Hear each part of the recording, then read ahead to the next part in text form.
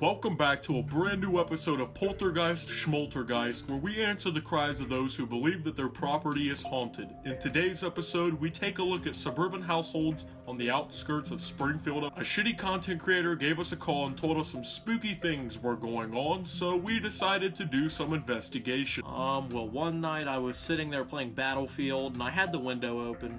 It became unseasonably cold in my room, and I went to close the window, and I heard something shuffle behind me. I turned around and saw the packaging to some poster hangers fall off the dresser I had it on. I just knew right there that I had to call Poltergeist Schmoltergeist. Good choice in calling us. Other reports around the house include spooky ghosts in the basement, things falling down the stairs, and the dogs acting a little strange. Let's go check out what we got in this house. Oh, look wow, how so scary. Spooky. That's I'm creeped out right now. I'm pissing down. Oh my god, that's a real ghost! Oh, I'm so scared, holy shit! Why the fuck are you watching this right now? Oh, then you gotta go. Turn it off. Click like, click subscribe. Is that a real ghost?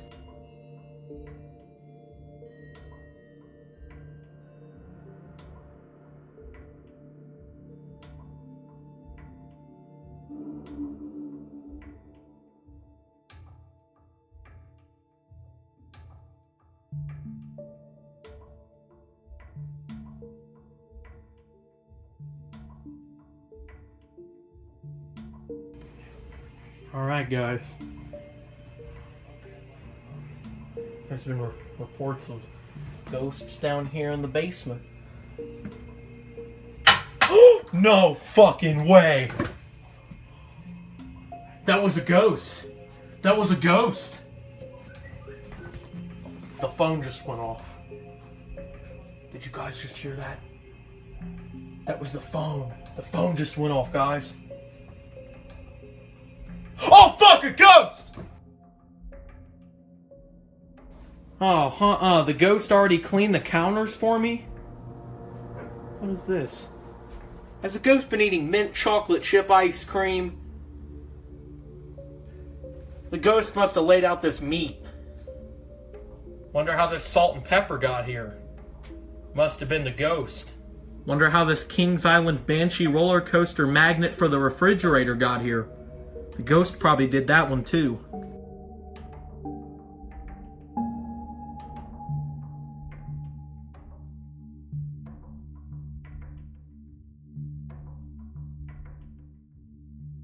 We just came from recording downstairs, and upstairs, being hung from outside on the air conditioner, appears to be a Bob the Minion plush. I'm so startled. I've never been so startled in my life.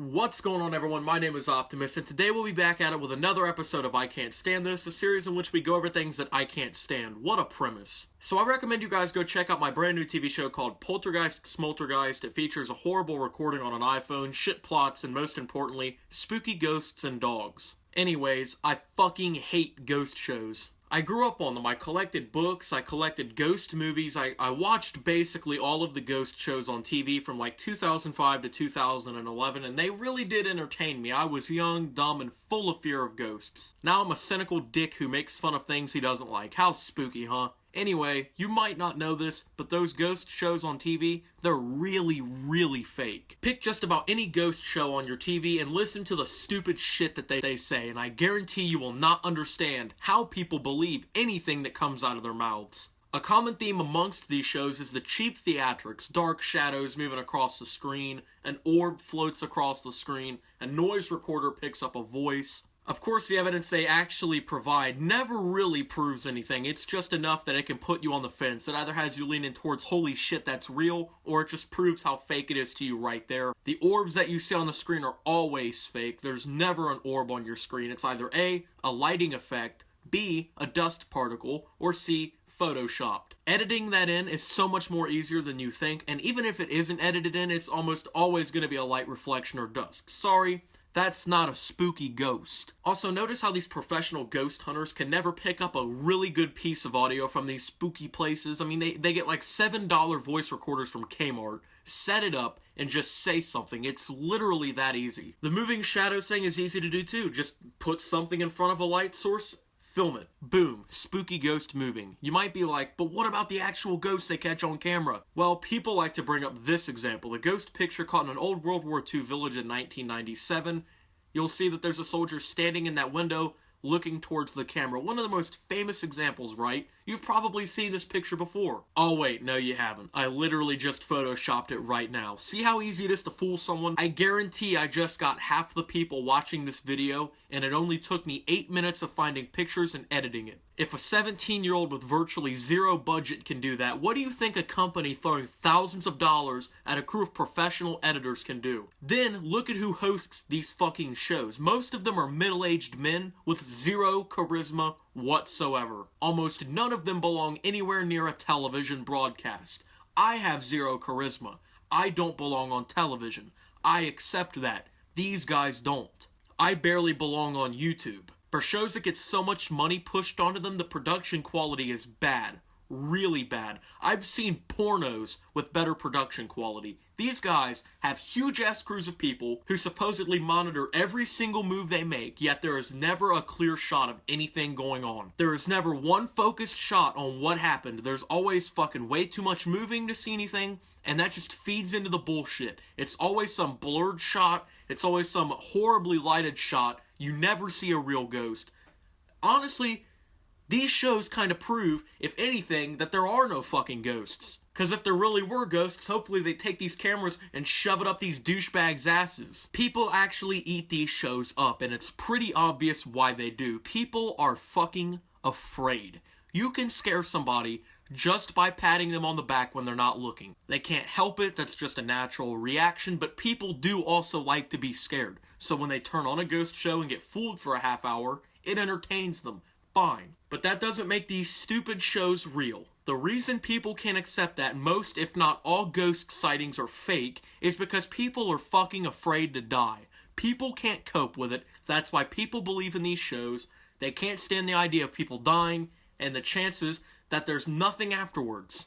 So the idea of becoming a spooky ghost is somewhat comforting to that. These people in these shows typically have lost a family member within the last few years, sometimes a kid or a wife, or something dear to them.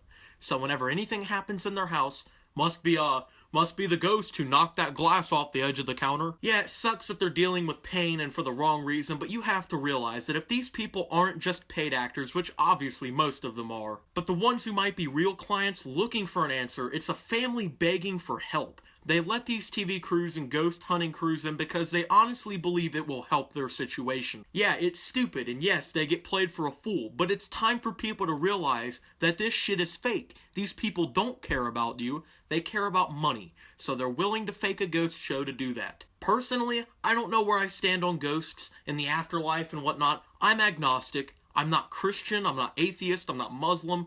You know, I just decide... I've decided with my life to worry about that shit when the time comes that I die. When I finally get hit by a bus, when I finally get my plane shot down by a fucking missile crew or something, that's when that time comes, and that's when it's time to worry about whether or not there's a heaven, okay? There's no point in me worrying about that stuff right now. If that is something you're worried about and you decide to go be religious and whatnot, all the power to you. Great, you found something that you like to do, you found something you enjoy, I can't knock that. I'm not going to be one of these people who sit there and try and disprove you. I'm not going to be one of those people who sit there and try and prove it. Same thing with ghosts. I don't know if they're real. I don't know if they're not real. But the way shit like this plays out is it's likely you're all just getting played for a fool. I'm sorry. You will not believe how many people have told me, you know ghosts exist, right? Have you not seen Ghost Hunters or have you not seen these ghost shows on TV? People try and use these shows as evidence that ghosts exist, and it's sad because they don't realize that these shows are faker than fuck. TV shows about the paranormal, about ghosts, even movies that claim to be about a real story or some shit are 100% fake most of the time. Some of it's real, like when there's like a new documentary out about like victims of terror attacks or major catastrophes like Hurricane Katrina. That's real, don't doubt that because that's probably real.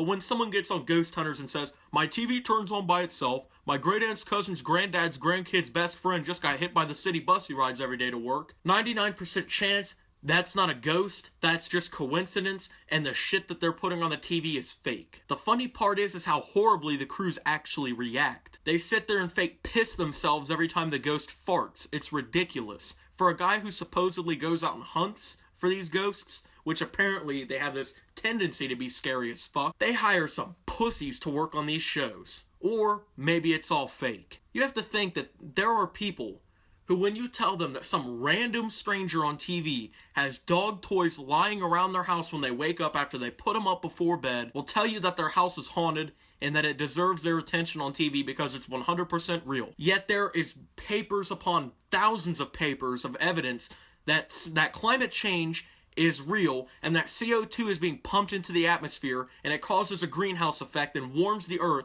which destroys the polar caps and raises the sea levels across our planet, and they'll tell you you're fucking stupid. Ghost TV shows and movies are what is ruining society. You think it's like the corrupt and immoral pack of idiots in governments? You're wrong. The fact that people tune in to watch cheap shit like ghost shows on TV is the reason that the world is such a shit show. So next time you see a report on the news from some impoverished area telling you that something's wrong, there's a civil war or some shit like that, blame it on ghost shows. I'm not saying ghosts are fake. I'm not even saying the afterlife is fake. I'm saying that most people can't accept the idea of us all dying one day, so whatever helps them cope, typically the thought of becoming a ghost, or being reincarnated as a beautiful butterfly, or living in heaven is typically what does that. Who are we to know if there's something after death? You'll just have to wait to fucking see. Just don't spend that time watching ghost shows. These shows literally eat off people who believe anything they do, and yet millions of people, they'll tell you, hey, have you seen that new ghost show? No, I haven't seen the new ghost show, and neither should you. But hey, that's just my opinion. Ghost shows take advantage of people too afraid of death to look at the evidence to see these shows are fake, and anyone who genuinely believes these shows